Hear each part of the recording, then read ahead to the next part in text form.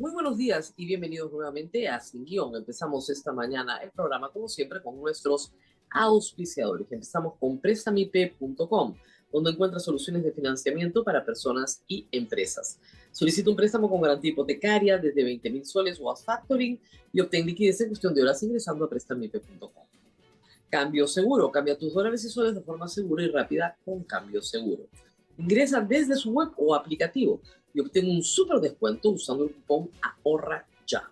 Yo, Cambio Seguro. ¿Y tú? Muy bien, y vamos a hablar de crímenes y faltas que se están discutiendo hoy, en estos días, en el Perú.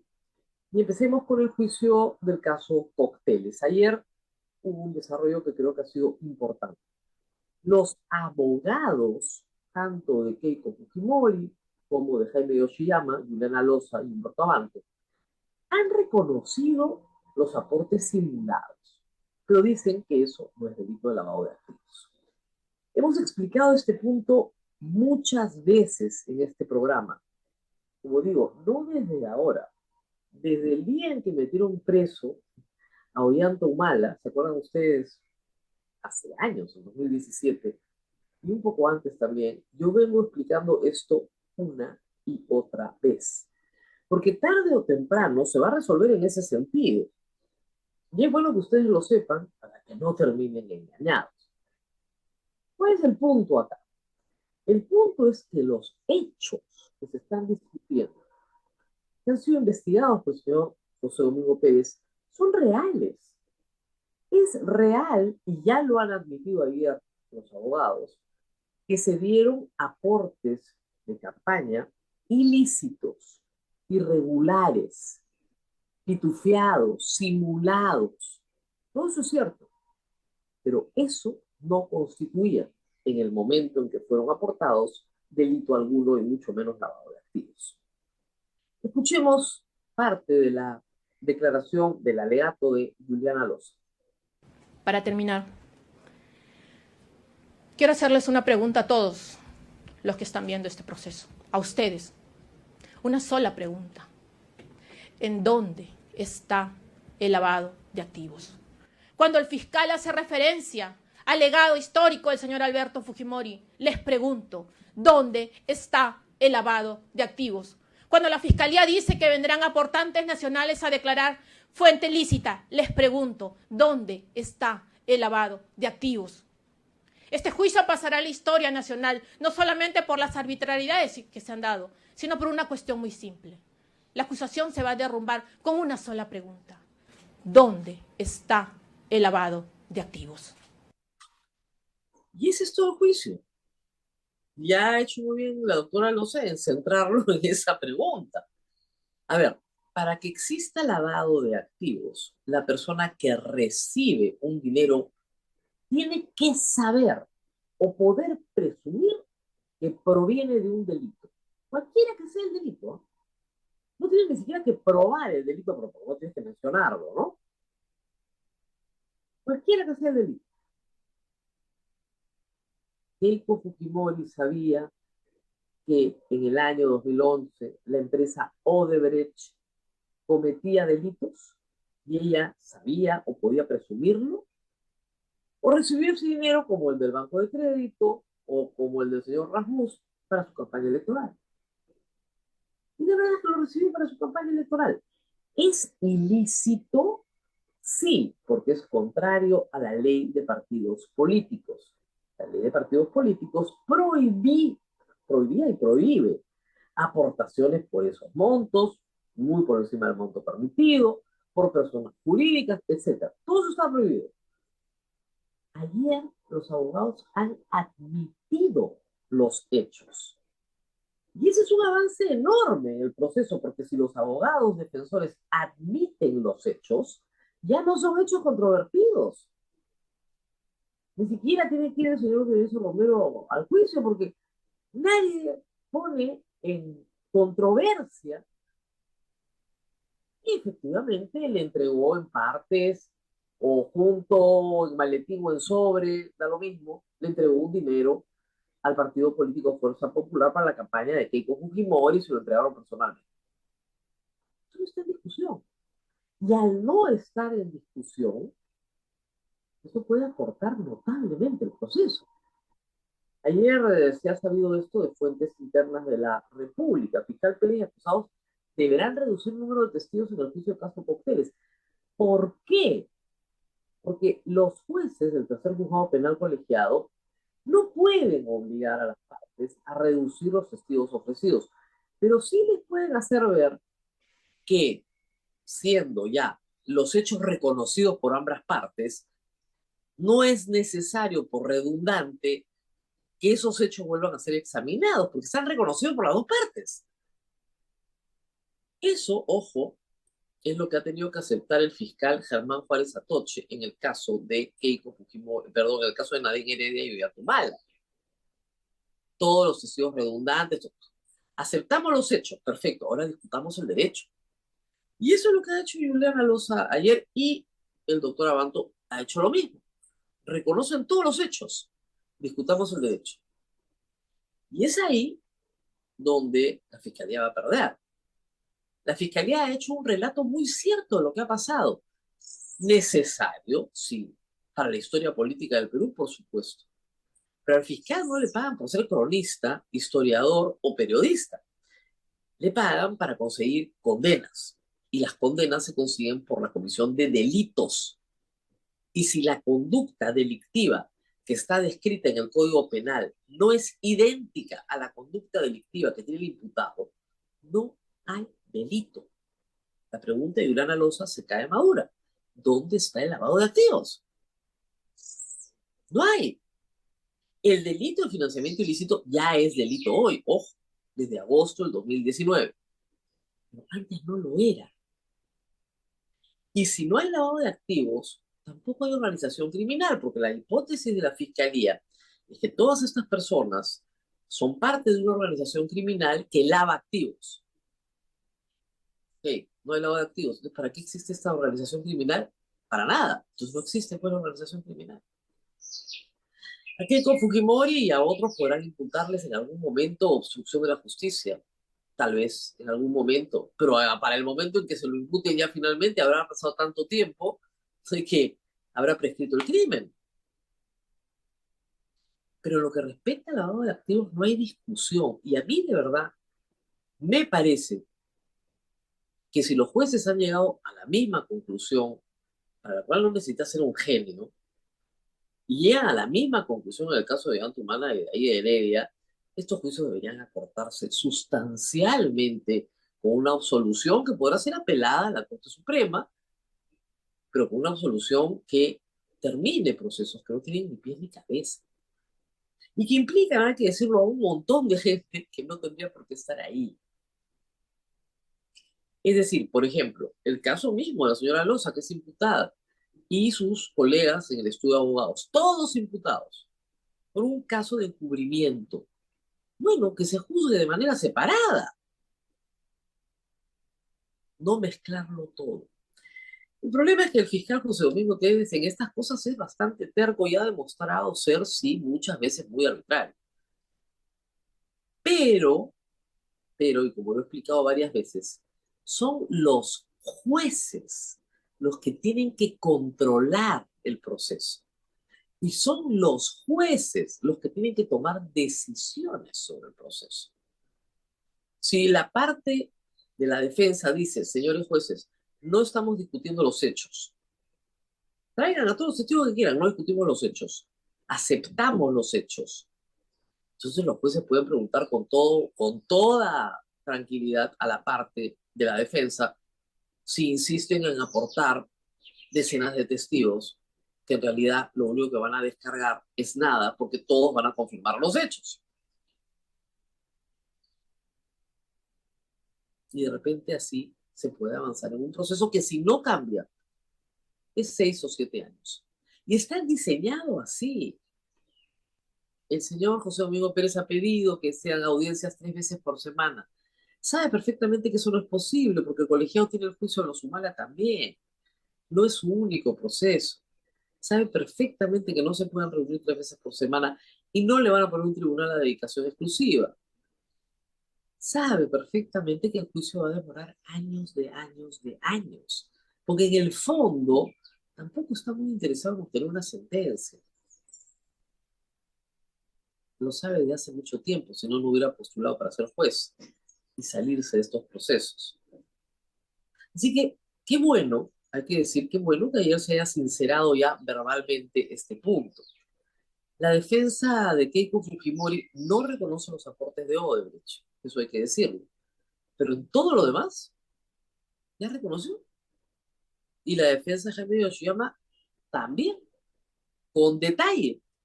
Pero no reconocen evidentemente el lavado de activos, porque para que exista lavado de activos, estas personas tenían que saber dolosamente, con conocimiento, o presumir dolosamente que les entregaban un dinero manchado, un dinero que provenía de un acto delictivo. Y eso el señor José Domingo Pérez ni en sus alegatos lo ha podido decir, porque en el alegato volvió a variar la imputación y dijo que ahora provenían de fraude en la administración de personas jurídicas. ¿Y qué es el delito? Un delito que ninguna persona jurídica, ni el Banco de Crédito, ni el Sudamericana de Fibras, ha denunciado nunca. Nunca. Porque tampoco existe. Ni siquiera lo denunció él como fiscal. Entonces, pues, estos casos van a terminar en absolución. ¿No sería más lógico que se sincere todo esto? En fin. Lo que sí se ha puesto más complejo en otro ámbito criminal es la situación de la señora Presidenta de la República. Tenemos esta noticia que ha sido presentada el día domingo en cuarto final, en cuarto poder, y que habla sobre las declaraciones juradas de la señora Presidenta de la República. Hay un informe de Contraloría que también se ha hecho público ayer por boca del propio Contralor a raíz de la investigación de los Rolex, es decir, una investigación sobre enriquecimiento ilícito, que le corresponde única y exclusivamente investigar, hay que decirlo, penalmente al fiscal de la Nación. Solo el fiscal de la Nación puede investigar enriquecimiento ilícito en altos funcionarios del Estado. Eso es lo que dice nuestra Constitución. Muy bien, pero la Contraloría hizo este informe. ¿Y qué encontró? Que en las declaraciones juradas de Dina Boluarte, tanto como ministra del MIDIS, vicepresidenta y luego presidenta, no se han incluido todas las cuentas bancarias que ella tenía y que eran muchas más de las que se creían. Y que por lo tanto la Contraloría concluye que hay un desbalance patrimonial. ¿Qué significa eso? Por ahora nada, la presunción de inocencia está ahí, pero si se hace una investigación por parte del fiscal de la Nación, se puede llegar a la conclusión más adelante de que existe enriquecimiento ilícito. Hay que decir que la actuación de la Contraloría despierta alguna sospecha, ¿no? Hay una guerra de poderes entre el Ejecutivo y la Contraloría. La Contraloría está protegida, o mejor dicho, el Contralor está protegido por el Congreso. Le han ampliado la chamba. La señora presidenta mandó un sustituto al Congreso que el Congreso no aprobó. Luego, el Contralor inició la investigación contra el presidente. Investigación que, si es por enriquecimiento ilícito, reitero, le corresponde al fiscal de la Nación. Y luego, el Ejecutivo manda un proyecto de ley al Congreso para reducir el financiamiento del control simultáneo en el caso de la Contraloría, hecho por el cual también se ha quejado el control. Ahí hay guerrita. Pero en todo caso, este es un asunto que ya tiene meses. Hemos hablado antes ya de las cuentas bancarias de la señora Presidenta de la República que no coinciden con sus declaraciones juradas. Dicho sea de paso, también se ha sabido que la señora Presidenta se niega a hablar del caso de los Rolex ante el fiscal, igual que ante la prensa. Así que eso de que está en fiscalía y no puede hablar del tema, tendría algún sentido si en la fiscalía hablara del tema. Ayer también estuvo el señor Corima en el Congreso y también guarda silencio. Todos guardan silencio mientras los relojes están incautados y seguirán incautados. Y para terminar este bloque, nuevamente una mala noticia para la defensa de derechos humanos. Y sorprende mucho que Gustavo Bellancén, que es un abogado constitucionalista dedicado a la defensa de derechos fundamentales, ha insistido ayer en el que el Perú podría salirse de la Corte Interamericana de Derechos Humanos, diciendo, no veo por qué no. Según nuestro primer ministro, La Corte ha abusado de su poder porque no dialoga con el Estado peruano. Un momentito, los jueces no dialogan con las partes, para empezar. Pero esto preocupa porque el Perú no puede, ningún Estado miembro puede, renunciar a la competencia de la Corte Interamericana de Derechos Humanos sin denunciar el tratado, es decir, la Convención Interamericana de Derechos Humanos. Y eso lo sabemos todos los peruanos que vivimos la década del 90 en el Perú, y lo sabe también Adrián Sen, porque ya lo intentó hacer Vladimiro Montesinos y Alberto Fujimori para no cumplir los fallos de la Corte, que eran adversos al Perú. Hicieron exactamente lo mismo para no cumplir con el caso Ipcho. Exactamente igual, igualito. ¿Y qué pasó? Perdieron, pues. Primero, tienes que denunciar el tratado. Como ha hecho Venezuela, denunció el tratado completo, con lo cual dejaría a todos los peruanos, sin la protección que nos da el artículo 205 de la Constitución, que nos habilita a ir a la Corte a reclamar justicia cuando no la encontramos en el Perú. ¿Eso es lo que quiere, señora Nancy? O se pone en ese tonito amenazante tipo, bueno, si me siguen fastidiando nos vamos, ¿ah? No me fastidien.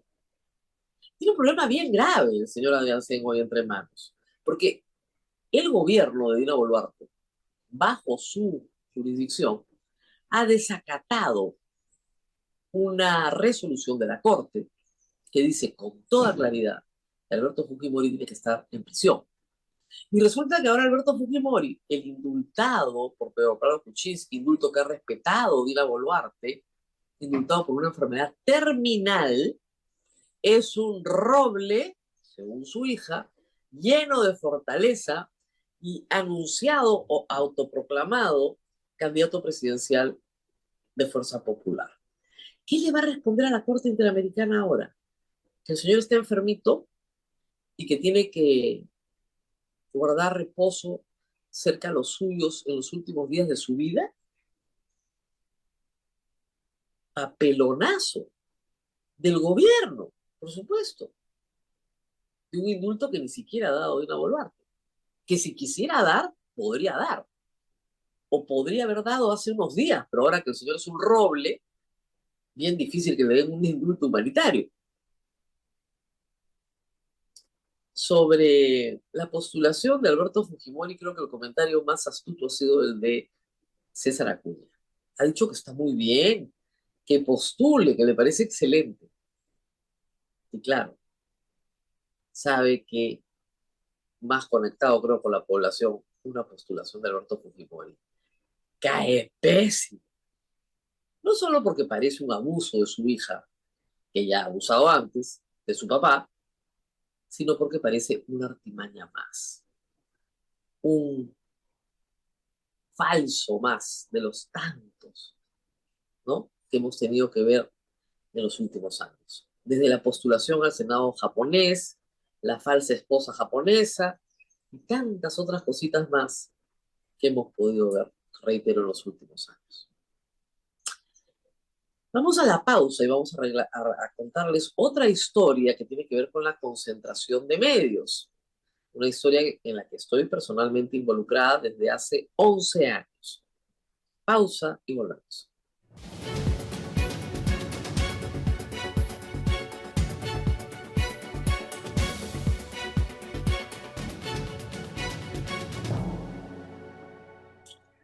Muy bien. Hace 11 años, en el 2003, 8 periodistas peruanos presentaron una acción de amparo reclamando el cumplimiento del artículo 61 de la Constitución. ¿Qué dice ese artículo en el segundo párrafo? Que los medios de comunicación no pueden ser acaparados, objeto de exclusividades o monopolios por parte del Estado ni de particulares. Eso es lo que dice el artículo 61 de la Constitución. En el caso de la radio y de la televisión, que son concesiones del Estado dentro del espectro radioeléctrico, esto está normado en la ley de radio y televisión. Nadie puede tener, ninguna persona natural o jurídica, puede tener más del 30% de el espectro radioeléctrico para televisión, ni 20% en el caso de radio. Sin embargo, en la prensa escrita nunca hubo tal regulación, porque era muy plural y muy diversa. Era. La industria de prensa escrita, la industria del papel, de la noticia en papel, está pasando por una crisis internacional hace ya 2 décadas. Para nadie es un misterio esto. Pero en los últimos años, por supuesto, esa crisis se ha agravado. En el año 2013, el comercio compra Epensa y todas sus marcas, señalando al principio que las líneas editoriales iban a ser distintas, aun cuando todos sabemos que eso no es verdad. El dueño es el Grupo de Comercio de todos los activos, marcas, etcétera, etcétera, etcétera, de Epensa. Muy bien. Nosotros planteamos una acción de amparo, reitero, en 2013. Éramos 8. ¿Ok? Estos 8 nos demoramos 7 años en ganar en primera instancia. En el camino, por supuesto, pusimos una petición ante la Comisión Interamericana de Derechos Humanos para que el caso se vea en la Corte Interamericana de Derechos Humanos, porque en el Perú no teníamos justicia. Luego de obtener un primer triunfo, la sentencia fue declarada nula por un tecnicismo, porque no se había notificado a un heredero de un fallecido en el proceso, porque los demandados eran tanto Epensa como el Grupo de Comercio. Volvimos a empezar. 2 años después, el mismo juez nos dio la razón de nuevo, con los mismos fundamentos, y íbamos en 9 años. En el camino, la Comisión Interamericana de Derechos Humanos acogió nuestra petición y está lista para que la Corte la pueda ver cuando la Corte disponga a verla. No sabemos cuándo será eso, pero ya está acogida. Ya está por lo menos en el calendario. Y, por supuesto, ganada la primera instancia por segunda vez, la otra parte del comercio apeló. Y esta es la noticia de este fin de semana. Luego de año y medio, la Corte Superior de Lima le dio la razón al comercio. Y ha dicho que no hay concentración de medios. O, bueno, algo así. No se entiende muy bien la resolución, les voy a decir, porque lo que dice la resolución es que nuestra petición es inviable porque han pasado muchos años. Y 2, es inviable porque hay radio y televisión plural. Eso es lo que dice. Mezcla radio, televisión, internet. Y como hay pluralismo ahí, el pluralismo de la radio y la televisión está regulado por ley. Entonces, no hay ningún problema. Hay diversidad. Y porque además el comercio ha vendido Perú 21. Con lo cual, está probado que sí se puede deshacer de algunos activos. Nosotros demandamos al comercio porque concentraba el 80% de la circulación de prensa escrita nacional con la compra de Pensa. Antes tenía encima del 50%, que ya era un mercado bien concentrado para cualquier otro país del mundo. Llegó al 80%. Y por supuesto concentrar el 80% de la publicidad en prensa escrita. Hoy ese mercado se ha achicado muchísimo, muchísimo. Toda la prensa escrita en el Perú está en serios problemas económicos. Vender Perú 21 era parte de vender un activo que estaba a pérdida. Muy bien. Esa fue la decisión del Poder Judicial. Decisión que particularmente me gusta mucho, no porque no me guste ganar, sino porque si la Corte Superior nos hubiera dado la razón, el caso moría en el Perú. 2 sentencias positivas, terminó el caso. Y se hubiera tenido que plantear para el comercio un plan de venta, ¿no es cierto?, de las marcas y activos para desconcentrar el tamaño que tenía sobre el mercado de prensa escrita. Eso no ocurrió. ¿Qué va a suceder ahora? Ahora nos toca ir al Tribunal Constitucional, donde vamos a perder de todas maneras, o por lo menos espero perder. ¿Para qué? Para que finalmente el caso sea acogido en la Corte Interamericana de Derechos Humanos, donde estoy absolutamente segura de que vamos a ver. Porque el artículo 61 de la Constitución es clarísimo y la vulneración de los derechos de los periodistas, que somos los que sobrevivimos, solo quedamos 6 de 8, es absolutamente manifiesta. Como ustedes saben, mi nombre no puede aparecer en el comercio. Para que aparezca, tiene que haber toda una discusión interna. A veces hay algún periodista nuevo que no lo sabe, entonces que mi nombre no puede aparecer. Eh, hay una muerte civil, digamos, dentro del comercio respecto de los que firmamos esa acción de amparo. Y, por supuesto, nos levantarían la muerte civil si nos desistimos de la demanda. Estamos hablando del empleador que concentra el 80% de la prensa escrita. Ojo. Pero, si bien parece una mala noticia, es una buena noticia. ¿Por qué? Porque seguimos lidiando hasta que lleguemos a la Corte Interamericana y se establezca que no se puede violar el artículo 61 de la Constitución.